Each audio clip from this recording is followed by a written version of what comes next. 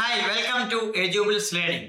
പ്രിയപ്പെട്ട കാറ്ററ്റ് എഴുതുന്ന വിദ്യാർത്ഥികളെ, നമുക്ക് നാളെയാണ് കാറ്റഗറി 3 അതുപോലെ തന്നെ കാറ്റഗറി 4 എക്സാമുകൾ നടക്കുന്നത്. അപ്പോൾ നമുക്ക് കാറ്റഗറി 3യിൽ ചോദിക്കുന്ന അല്ലെങ്കിൽ മുൻ വർഷങ്ങളിൽ ചോദിച്ചിട്ടുള്ള വളരെ പ്രധാനപ്പെട്ട കാര്യങ്ങൾ, കുറച്ച് ക്വസ്റ്റ്യൻസ്, അതിന്റെ ഡീറ്റെയിൽ ആയിട്ടുള്ള കാര്യങ്ങളൊക്കെ നമുക്കൊന്ന് ഇന്ന് നോക്കാം. അപ്പൊ എല്ലാവരും നമ്മുടെ ക്ലാസ് കാണുമ്പോൾ ഓരോ ക്വസ്റ്റ്യൻസ് പറയുമ്പോഴും അതിന്റെ ആൻസേഴ്സ് ഫസ്റ്റ് നിങ്ങൾ എന്ത് ചെയ്യുക, നിങ്ങളൊന്ന് നോക്കുക. ഏതാണ്, എ ആണോ, ബി ആണോ, സി ആണോ, ഡി ആണോ, എന്നിട്ട് നമ്മൾ ആൻസർ പറയുന്ന സമയത്ത് ശരിയാണോ എന്ന് മാച്ച് ചെയ്യുക. സോ നിങ്ങൾക്ക് കൃത്യമായിട്ട് ചെയ്യാൻ പറ്റുകയാണെങ്കിൽ ഉറപ്പായിട്ടും നിങ്ങൾക്ക് അടുത്ത കേട്ടറ്റിൽ നല്ലൊരു മാർക്ക് തന്നെ സ്കോർ ചെയ്യാൻ പറ്റും. സോ നമുക്ക് സ്റ്റാർട്ട് ചെയ്യാം.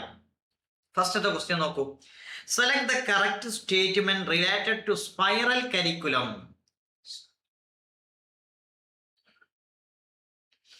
സ്പൈറൽ കരിക്കുലം എന്നുള്ള കൺസെപ്റ്റ് നമുക്കറിയാം. ആരുമായി ബന്ധപ്പെട്ടതാണ് അല്ലെ?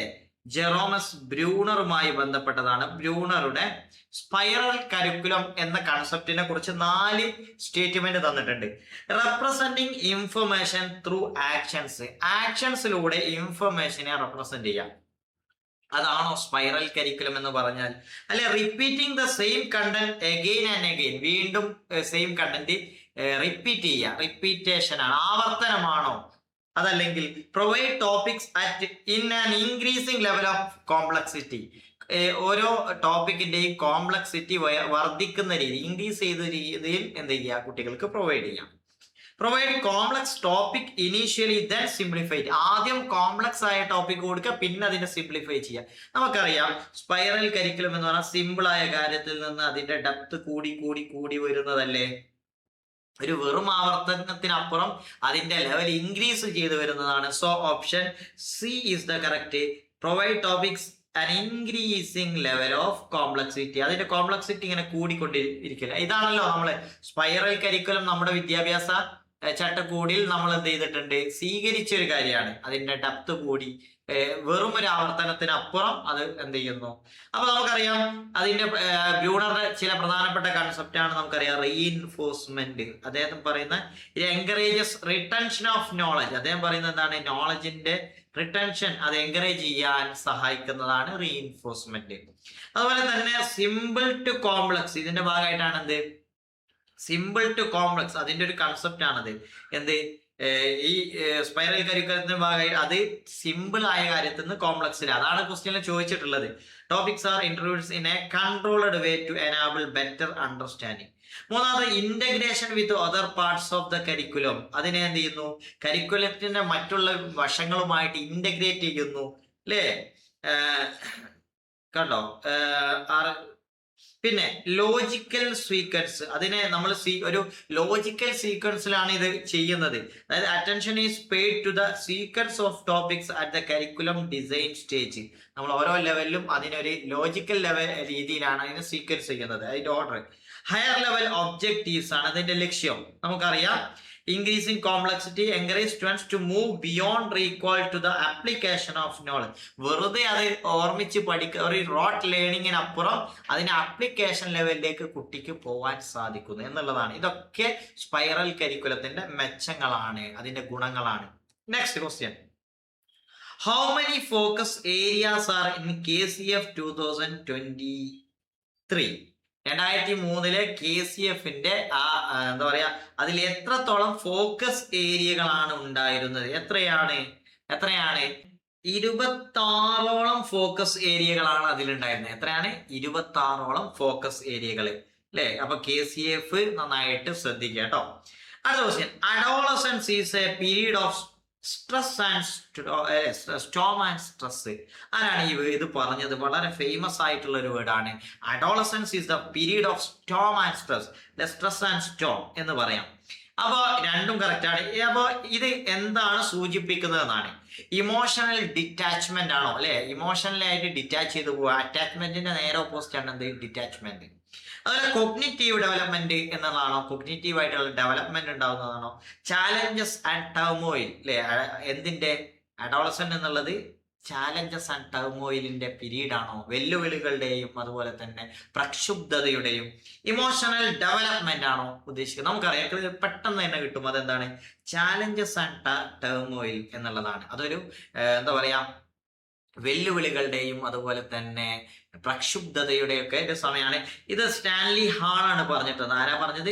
Stanley hall. അദ്ദേഹത്തിന്റെ പ്രസിദ്ധമായ അഡോളസൻസ് എന്നുള്ള വർക്കിൽ വന്നിട്ടുള്ളതാണ്. സോ ഇത് മറന്നുപോയത് കേട്ടോ.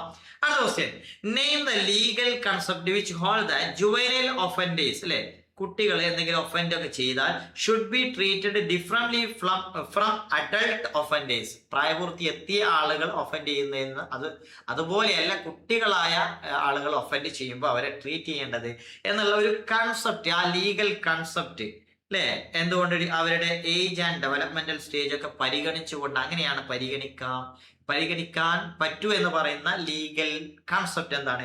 ജുവനൈൽ പ്രിവിലേജ് എന്നുള്ളതാണോ, IPC ആണോ, ഇന്ത്യൻ പീനൽ കോഡ് ആണോ, CRPC ആണോ, അല്ലെങ്കിൽ പാട്രിയ എന്നുള്ളതാണോ? എന്താണ് കൺസെപ്റ്റ്?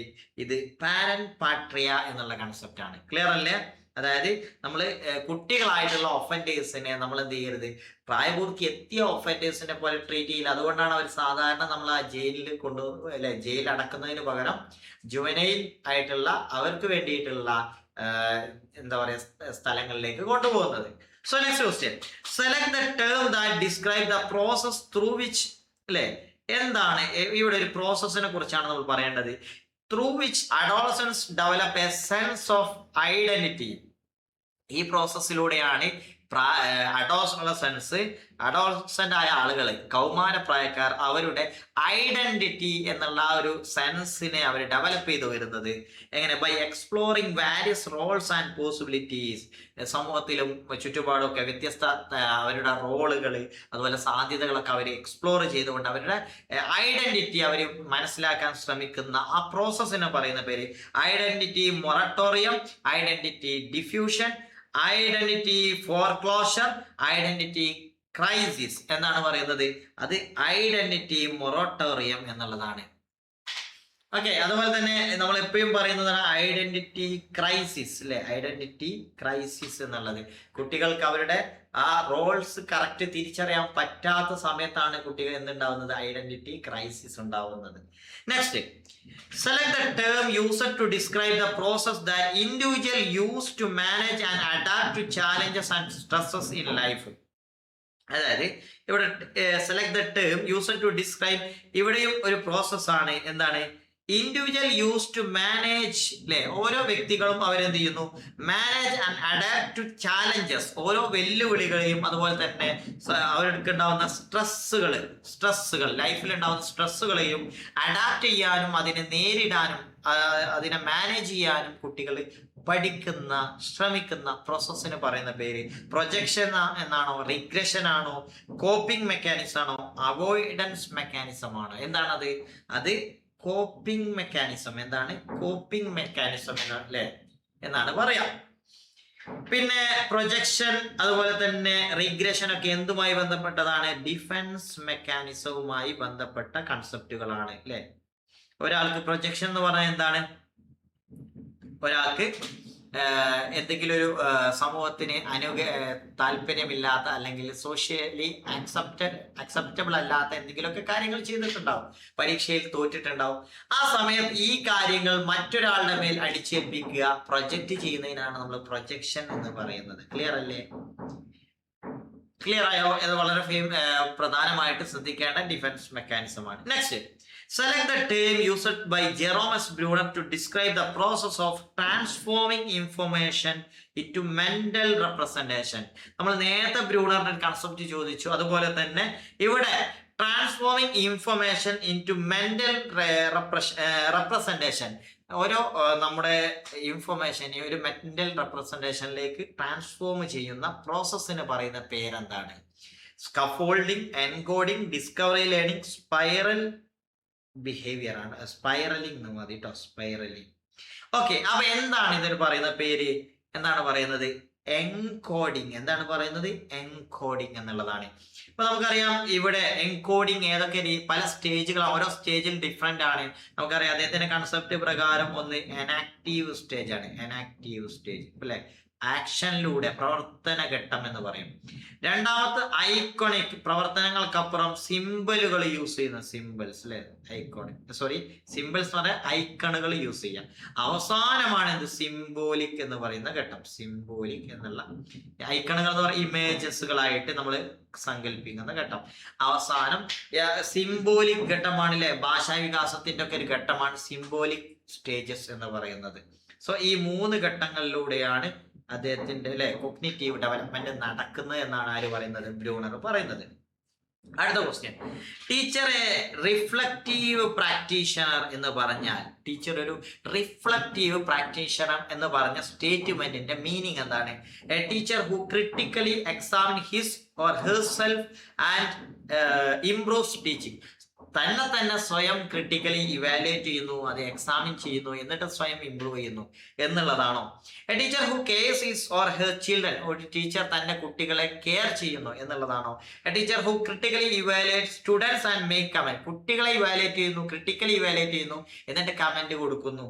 അല്ലെങ്കിൽ a teacher who critically evaluate other teacher, മറ്റുള്ള ടീച്ചേഴ്സിനെ ക്രിട്ടിക്കലി ഇവാലുവേറ്റ് ചെയ്യുന്നു, എന്നിട്ട് സജഷൻസ് കൊടുക്കുന്നു. ഇവിടെ റിഫ്ലക്റ്റീവ് പ്രാക്ടീഷണർ എന്ന് പറഞ്ഞാൽ എന്താണ്? Critically examine his or herself, സ്വയം തന്നെ, ഹിംസെൽഫോ ഹെർസെൽഫോ, സ്വയം എന്ത് ചെയ്യുന്നു, ഇവാലുവേറ്റ് ചെയ്യുന്നു, എന്നിട്ട് എന്ത് ചെയ്യുന്നു, ഇംപ്രൂവ് ടീച്ചിങ്, തന്റെ ടീച്ചിങ്ങിനെ ഇംപ്രൂവ് ചെയ്യുന്നു. So option A is the correct answer. വളരെ പ്രധാനപ്പെട്ട ക്വസ്റ്റ്യൻസ് ആണ്. നമ്മൾ ഓരോ കൺസെപ്റ്റ്, ബ്രൂണറുടെ കൺസെപ്റ്റുകൾ, അതുപോലെ തന്നെ ഓരോ തിയറികൾ പറഞ്ഞ ആളുകളുടെ കൺസെപ്റ്റുകളൊക്കെ, അവരുടെ ഓരോ തിയറികളും നമ്മൾ പഠിക്കണം. നെക്സ്റ്റ് നോക്കൂ, according to Sigmund Freud, unresolved conflicts during the developmental stages may lead.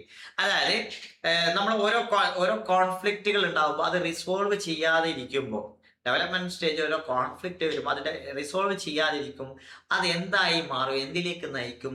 Fixation ആണോ, എൻഹാൻസ്ഡ് ഇമോഷണൽ സ്റ്റെബിലിറ്റി കൂടുമെന്നാണോ, എൻഹാൻസ്ഡ് മെന്റൽ മെച്യൂരിറ്റി കൂടുമെന്നാണോ, പ്രൊജക്ഷനിലേക്ക് നയിക്കുമെന്നാണ്? ഏതാണ് കറക്റ്റ് ഓപ്ഷൻ? ഓപ്ഷൻ എ, ഫിക്സേഷനിലേക്കാണ് നയിക്കുന്നത്. ക്ലിയർ അല്ലേ? ഓക്കെ, അപ്പൊ ഇത്രയും ചോദ്യങ്ങളാണ് നമ്മൾ ഇന്ന് ഡിസ്കസ് ചെയ്തിട്ടുള്ളത്. വളരെ പ്രധാനപ്പെട്ട കുറച്ച് ചോദ്യങ്ങൾ. നമുക്ക് അടുത്ത പാർട്ടിൽ കുറച്ചും കൂടി ഡീറ്റെയിൽ ആയിട്ടുള്ള കണ്ടന്റുമായി വരാം. Thank you.